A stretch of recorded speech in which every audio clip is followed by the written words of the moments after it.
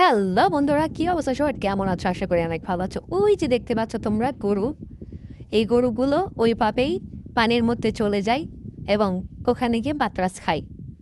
কত সুন্দর দৃশ্য দেখুন বন্ধুরা।